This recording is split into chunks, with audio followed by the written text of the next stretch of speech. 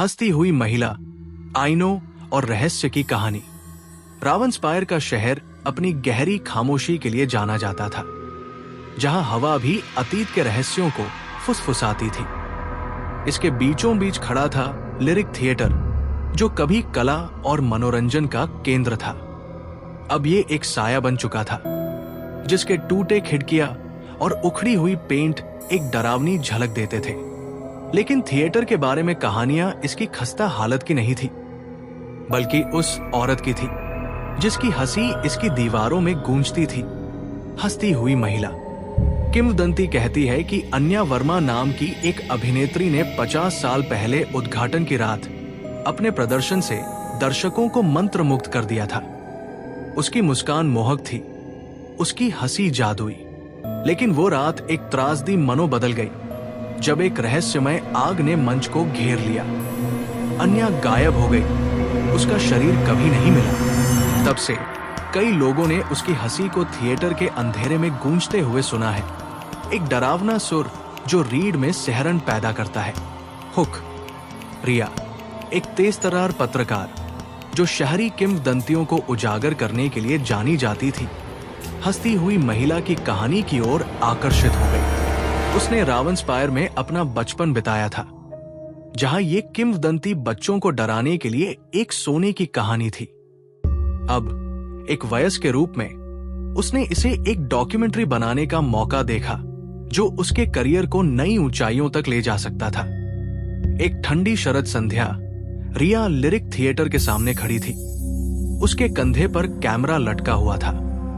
हवा में एक अजीब बेचैनी थी, जले हुए लकड़ी की हल्की गंध, जैसे आग अभी कल ही लगी हो। उसने रिकॉर्ड बटन दबाया। उसकी आवाज ठंडी हवा में स्थिर थी। ये रिया कपूर है, और आज रात मैं लिरिक थिएटर में प्रवेश करूंगी ताकि हंसती हुई महिला की किंवदंती के पीछे की सच्चाई का पता लगा सकूं। उतराव। थिएटर का अंदरूनी हिस्सा अंधेरों और फुसफुसाहटों की भूल भुलैया था। रिया की टॉर्च की रोशनी में धूल नाच रही थी, और उसके कदमों की आवाज खाली गलियारों में गूंज रही थी। दीवारों पर अतीत के प्रदर्शनों के फीके पोस्टर लगे थे, जिनके रंग समय के साथ धूमिल हो गए थे। हर लकड़ी के फर्श की चरमराहट एक चेतावनी देती प्रतीत हो रही थी। लेकिन रिया ने अपने डर को दरकिनार कर आगे बढ़ने का फैसला किया।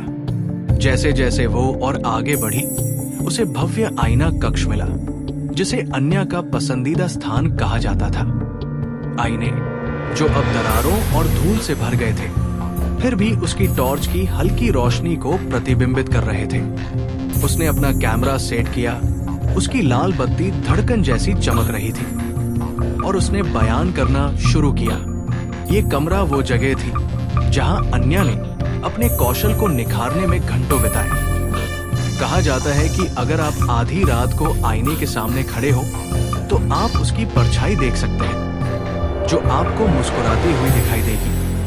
अचानक कमरे में एक हल्की हंसी गूंज उठी। रिया ठिठक गई, उसकी सांस अटक गई। आवाज धीमी लेकिन भयानक थी, जैसे कोई उसके ठीक पीछे खड़ा हो। उसने तुरंत पलटकर देखा, लेकिन कमरा खाली था। डरावनी घटनाएं। जैसे जैसे रात बीतती गई, रिया के कैमरे ने अजीब घटनाओं को कैद करना शुरू किया। हंसी तेज और अधिक चिढ़ाने वाली हो गई, और उसकी टॉर्च अनियंत्रित रूप से झपकने लगी। आईने धुंधले होने लगे, और उन पर अदृश्य हाथों से लिखे शब्द उभरने लगे। तुम क्यों आई? डर रिया के साहस पर हावी हो रहा था, लेकिन उसने हार मानने से इनकार कर दिया।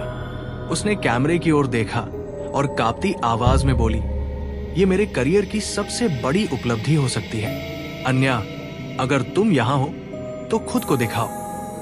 कमरा अचानक खामोश हो गया, उस प्रकार की खामोशी जो कानों पर दबाव डालती है। फिर केंद्रीय आईना पानी की तरह लहराने लगा। रिया की परछाई विकृत हो गई, और वो एक भव्य गाउन में लिपटी आकृति में बदल गई। आकृति का चेहरा अस्पष्ट था, लेकिन उसकी हंसी अचूक थी। तुम्हें कहानी चाहिए थी? आकृति की आवाज गूंजी। आओ, मैं तुम्हें अपनी कहानी दिखाती हूं। रहस्योद्घाटन। रिया को एक दृष्टि में खींच लिया गया। उसका परिवेश धुंधला होकर थिएटर की उद्घाटन रात की जीवंत पुनर्रचना में बदल गया। उसने अन्या को देखा, जो मंच पर जीवंत और जीवन से भरपूर दिखाई दे रही थी। दर्शक मंत्रमुग्ध थे, उनकी तालियां गूंज रही थी।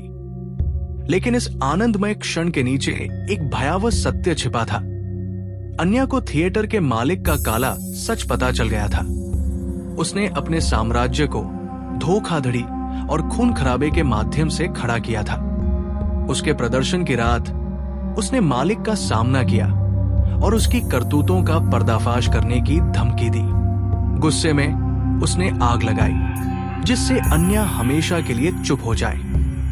दृष्टि अचानक समाप्त हो गई और रिया खुद को फिर से आईने के कमरे में पाई। वो घुटनों के बल गिर गई। जो उसने देखा था उसका भार सहन नहीं कर पा रही थी। हंसी फिर से गूंजी, अब इसमें दुख की झलक थी। उन्होंने सच को मेरे साथ दफना दिया, अन्या की आवाज फुसफुसाई। लेकिन तुम इसे आजाद कर सकती हो।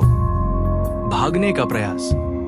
अन्या की अंतिम इच्छा को पूरा करने के लिए दृढ़ संकल्पित रिया फुटेज लेकर थिएटर से भाग गई। हंसी उसका पीछा करती रही, दीवारें जैसे जिंदा हो गई हों। जैसे ही वो बाहर निकलने के करीब पहुंची, दरवाजे जोर से बंद हो गए और आईने चटक गए। उनके टुकड़े खंजर की तरह उड़ने लगे। रिया चीखी, खुद को बचाने के लिए झुक गई, लेकिन एक सुरक्षात्मक शक्ति ने उसे ढक लिया। एक आखिरी फुसफुसाहट उसके कानों में गूंजी, मेरी कहानी बताओ। दरवाजे खुल गए और रिया ठंडी रात की हवा में लड़खड़ाते हुए बाहर निकल आई, अपना कैमरा कसकर पकड़े हुए। उसने मुड़कर देखा तो थिएटर एक भूतिया रोशनी में नहाया हुआ था और अन्या की परछाई भव्य खिड़की में दिखाई दी। हंसी फीकी पड़ गई और एक गहरी खामोशी रह गई। चमत्कार। रिया की डॉक्यूमेंट्री ने सनसनी फैला दी, जिसमें हंसती हुई महिला की किंवदंती और लिरिक थिएटर के ग्लैमर के पीछे छुपे काले सच को उजागर किया गया।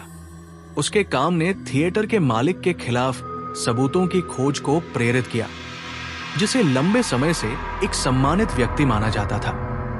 देर से ही सही, न्याय हुआ। एक शाम जब रिया अपने डॉक्यूमेंट्री का प्रीमियर टीवी पर देख रही थी, उसने हल्की हंसी सुनी।